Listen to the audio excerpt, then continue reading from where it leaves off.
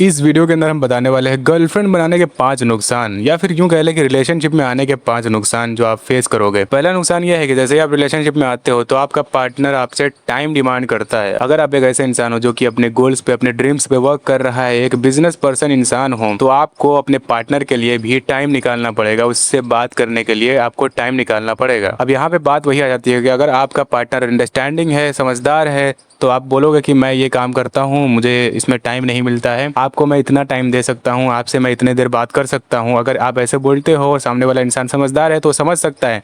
लेकिन ज़्यादातर क्या होगा कि जो है आप उसको टाइम नहीं दोगे तो उसको लगेगा कि यार ये तो कहीं और बात कर रहा है, कहीं और चक्कर चला रहा है।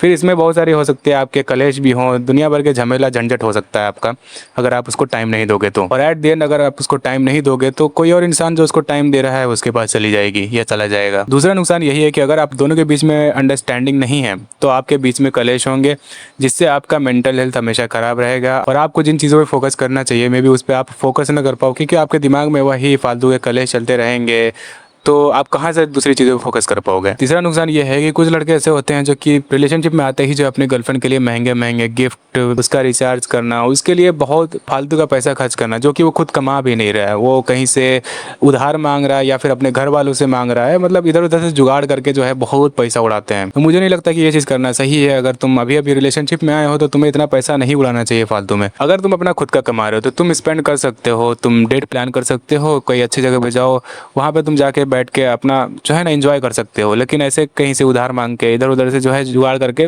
पैसा नहीं उड़ाना चाहिए। तुम्हारे घर में ऑलरेडी अगर पैसे की तंगी है, तुम्हारे मतलब फाइनेंशियल सिचुएशंस वैसे ही खराब पड़ा है, तो तुम्हें पैसा जो है नहीं उड़ाना चाहिए। पहले अच्छे पैसे कमाना स्टार्ट करो, उसके बाद में ही जो है पैसा स्पेंड करो अपने पार्टनर के ऊपर। चौथा नुकसान ये है कि अगर तुम्हारे घर वाले काफ़ी स्ट्रिक्ट है, मतलब अगर उनको भनक भी पड़ गई कि तुम जो है बाहर रिलेशनशिप वगैरह मतलब लड़की वड़की से जो है चक्कर चला रहे हो, तो तुम्हारी हड्डी पसली कर दी जाएगी। लेकिन मैं एक चीज़ देख रहा हूँ कि जितना जो है मॉडर्न सोसाइटी होती जा रही है हमारी, तो उतना ही जो है इन चीज़ों को थोड़ा सा नॉर्मल किया जा रहा है। मैं ये नहीं बोल रहा हूँ कि पूरी तरीके से नॉर्मल हो गया है, लेकिन बहुत हद तक जो है मैं देखता हूँ कि अगर घर में मालूम भी चल जा रहा है तो उतना बड़ा कोई कलेश नहीं हो रहा है जैसे पहले हो जाता था। लेकिन अगर गाँव वाँव की बात करें तो गाँव में अभी भी वही माइंडसेट है। अगर ये सब करते हुए पकड़े जाते हो तो आप तो पकड़ के ज़बरदस्ती तुम्हारी उससे शादी करा दी जाएगी। मैटर ये नहीं करता है कि तुम दोनों की अभी एज क्या है, तुम बाली हो ना बाली हो, कुछ मैटर नहीं करता, बस पकड़ के शादी करा दी जाएगी। लेकिन अगर टियर 1 टियर 2 सिटीज़ की भी बात करें तो अच्छा खासा जो है मॉडर्नाइजेशन हो गया है। मतलब ये है कि आप उसी शादी करो ना जिसको आप पसंद करते हो, जिसको ऑलरेडी आप पहले से जानते हो, आप दोनों के बीच में पहले से रिलेशन है, मतलब आप दोनों के बीच में अच्छी खासी अंडरस्टैंडिंग भी है, तो आप उसी से शादी करो ना। क्योंकि देखो अगर गलत पार्टनर से आपकी शादी होनी होगी तो आपको लव मैरिज में भी हो सकता है, और ये रिस्क आपका अरेंज मैरिज में भी है। लव मैरिज में क्या है कि अगर आप दोनों पहले से एक दूसरे को जानते हो अच्छे से 3 साल 4 साल के बाद में,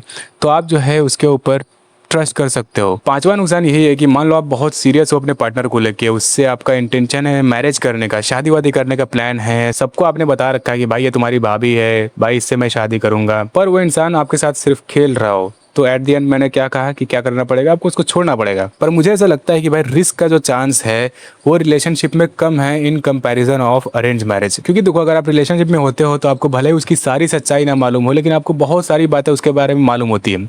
लेकिन अरेंज मैरिज में क्या होता है कि वो इंसान आपके लिए पूरी तरीके से एक स्ट्रेंजर है, उसके बारे में आपको कुछ भी नहीं मालूम।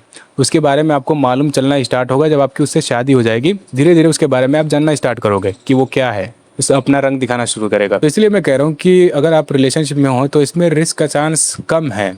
ऐसा नहीं कह रहा हूँ कि रिस्क नहीं है, रिस्क है इसमें भी और उसमें भी रिस्क है, पर इसमें कम है अरेंज मैरिज के कंपैरिजन में। तो देखो ट्राई करते रहो, रिलेशनशिप में आओ, रिस्क से डरो मत। अगर मान लो 2 साल 3 साल का रिलेशनशिप तुम्हारा फेल भी हो जाता है तो क्या हो जाएगा, इससे लाइफ तुम्हारी थोड़ी ना खत्म हो जाएगी, तुम फिर भी जी सकते हो, तुम फिर भी जिंदा रहोगे। तो आगे बढ़ो, आगे दूसरा जो है रिलेशनशिप देखो। तो यही कुछ मेरा इस पे ओपिनियन था, आपका क्या है आप जरूर कमेंट में बताना। बाकी मिलते हैं किसी और वीडियो के अंदर, तब तक के लिए टेक केयर, गुड बाय।